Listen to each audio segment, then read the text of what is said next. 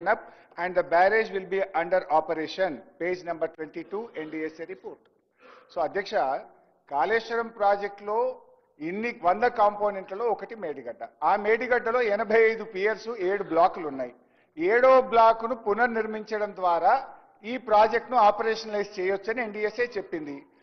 మొత్తం మేడిగడ్డ బ్యారేజ్కి అయిన ఖర్చు ఎంత? ఓ 4000 కోట్లు. దాంట్లో 20% జీఎస్టీ, సీనరేజ్ ఛార్జెస్, ఐటీ గీటీ పోతే 1000 కోట్లు దానికే పోతుంది. గేట్లకు ఒక 700 1000 కోట్లు పోతుంది. ల్యాండ్ ఎక్విజిషన్ కో 200-300 కోట్లు పోతుంది. ఇంకో 400-500 కోట్లతో నదికి ప్రొటెక్షన్ వాల్స్ కట్టినాం. సో ఆల్ టుగెదర్ కాంక్రీట్ కు బ్యారేజ్ కు అయితే 1500 కోట్లు 2000 కోట్లు కావచ్చు.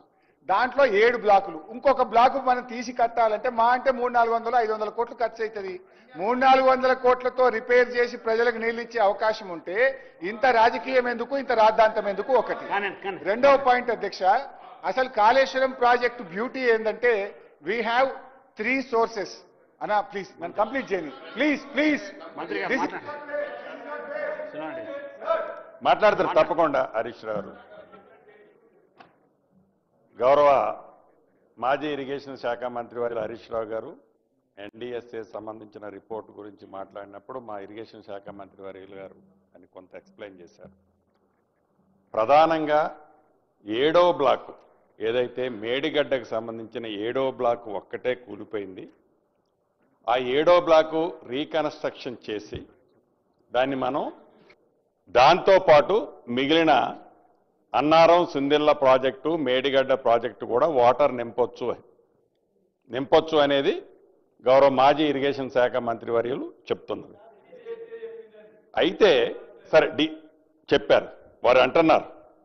ఇక్కడ ప్రధానంగా మీరు గమనించాల్సింది అసలు ఈ ప్రాజెక్టు ఈ 7వ పిల్లర్లో 7వ బ్లాకులో ఏదైతే డ్యామేజ్ జరిగిందో 7వ బ్లాకులో సపరేటు టెక్నాలజీ ఏమి వాడలేదు. ఒక్క మేడిగడ్డలోనే ఆ టెక్నాలజీ వాడలేదు. ఆ 3 బ్యారేజీలకు సంబంధించిన దాంట్లో ఒకటే టెక్నాలజీ వాడటం జరిగింది అధ్యక్ష. ప్రధానంగా ఈ డ్యాము కానీ మిగతా డ్యాములకు కానీ ప్రమాదపు అంచనం ఉండటానికి కారణం ఒక్కటే. ఏదైతే ఆనాడు వ్యాప్కోస్ట్లో వాళ్ళు డిపిఆర్ తీసుకొచ్చి ఆ డిపిఆర్ని టెండర్ కాల్ఫర్ చేసినప్పుడు ఆ టెండర్ కండిషన్లో అప్ స్ట్రీము డౌన్ స్ట్రీమ్లో ఏదైతే cut off walls diaphragm walls కాంక్రీట్తో ఏవైతే వాల్స్ కట్టాలని ఉందో ఆ డయాఫ్రమ్ వాల్ని కాంక్రీట్తో కట్టని కారణంగా ఏదైతే ఐఎస్ కోడ్లో కానీ ఎక్కడా లేని ఒక సీకండ్ ఫైలు, ఈ సీకండ్ ఫైల్స్ని మేము ఏర్పాటు చేస్తాం.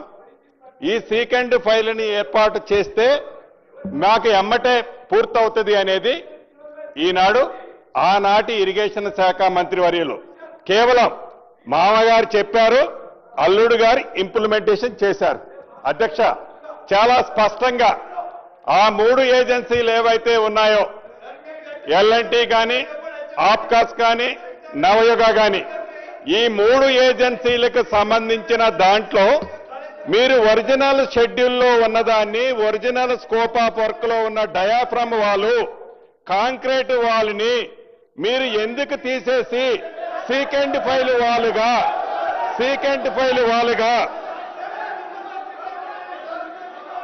అధ్యక్ష సీకెండ్ ఫైల్ వాలుగా మీరు చేంజ్ చేశారు. దానికి హరీష్ రావు గారు వారు మీటింగ్ పెట్టినప్పుడు హరీష్ రావు గారి ఆదేశాలనుసారము హరీష్ రావు గారు ఆనాటి ఇరిగేషన్ శాఖ మంత్రివర్యులు హరీష్ రావు గారి ఆదేశానుసారం మేమేదో కన్వర్ట్ చేస్తున్నామని ఆనాటి కౌశిక్ రెడ్డి గారు హరీష్ రావు గారు దాన్ని సీకెండ్ ఫైల్ గా చేంజ్ చేయమని చెప్పితే మేము చేంజ్ చేయండి అనేది ఆప్కాన్స్ కంపెనీ వాళ్ళు ఆనాడు చీఫ్ ఇంజనీర్కి లెటర్ పెట్టింది ఇది అధ్యక్ష. దాన్ని బేస్ చేసుకొని ఏదైతే డయాఫ్రమ్ వాల్ ఉందో ఏదైతే కాంక్రీట్ డయాఫ్రమ్ వాల్ ఉందో ఆ కాంక్రీట్ డయాఫ్రమ్ వాల్ కట్టని కారణంగానే ఏదైతే రాఫ్ట్ 5-5.5 మీటర్లు కట్టి both sides diaphragm wall concrete వాల్తో కట్టి ఉంటే ఈనాడు ఈ కాళేశ్వరం కానీ ఏదైతే 3 డ్యాములకి ఈ ప్రమాదం ఉండి ఉండేది కాదు. దీన్ని ఎవరి సొత్తు అనుకొని దీన్ని ఇలా కట్టడానికి ఎవరు ఆదేశాలు ఇచ్చారనేది కూడా ఒక్కసారి మీరు ఆలోచించాల్సిన అవసరం ఉంది అధ్యక్ష. రెండవది, ఆ డయాఫ్రమ్ వాళ్ళకు సంబంధించి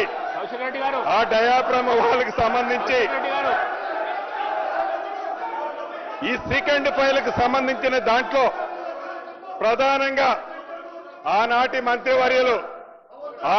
మంత్రివర్యులు తప్పకుండా బాధ్యులు వీరు అధ్యక్ష. అదే ఆ రిపోర్ట్ లో గోస్ కమిషన్ రిపోర్ట్ లో ఇవ్వటం జరిగింది అధ్యక్ష. ఈ సెకండ్ ఫైల్ అనేది ఈ పెద్ద రివర్స్ ఏవైతే ఉన్నాయో, ఏదైతే ఈ బ్యారేజీలు ఏవైతే ఉన్నాయో, ఈ బ్యారేజీల్లో ఈ రాష్ట్రంలోనే కాదు ఈ దేశంలో ఇంత పెద్ద ఎత్తున ఈ సెకండ్ ఫైల్స్ తో కట్టిన డ్యాములు కానీ అదే రకంగా బ్యారేజీలు కూడా లేవు అధ్యక్ష. ఏ టెక్నాలజీ లేదో ఆనాడు ఆ మీటింగ్ పెట్టినప్పుడు ఆ శాఖ మంత్రివర్యులుగా ఉన్న హరీష్ రావు గారు ఆనాడు CDOగా ఉన్న వాళ్ళని ఇతరత్ర ఏమి జరిగిందో వారు ప్రత్యక్షంగా గోస్ కమిషన్ ముందుగా చెప్పడం జరిగింది అధ్యక్ష. ఆనాడు అధికారులు కానీ ఆనాడు కాంట్రాక్టర్లు కానీ ఎవరిది ఏముండదు అధ్యక్ష. మామగారు చెప్పారు, అల్లుడు గారు ఇంప్లిమెంట్ చేస్తారు. ఈ రెండిటి సబ్జెక్టు తప్ప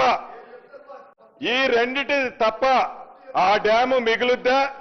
అసలు మనం టెక్నికల్ గా మనకి ఏముంది? ఏదైతే అధికారులు ఇంజనీర్లు టెక్నికల్ గా చెప్పేదాన్ని మనం ఎందుకు ఆచరించట్లేదు అనేది మిస్ అయింది అధ్యక్ష. మీరు చూశారు అధ్యక్ష, ఈ మేడిగడ్డ బ్యారేజ్ దగ్గర కూడా ఏదైతే 7వ బ్లాక్ కూలిందన్న దగ్గర ఫామ్ హౌస్ లో ఏదైతే కేసీఆర్ గారి ఫామ్ హౌస్ లో ఒక పెద్ద బావి ఉంటుంది అధ్యక్ష, 2 ఎకరాల్లో అంత పెద్ద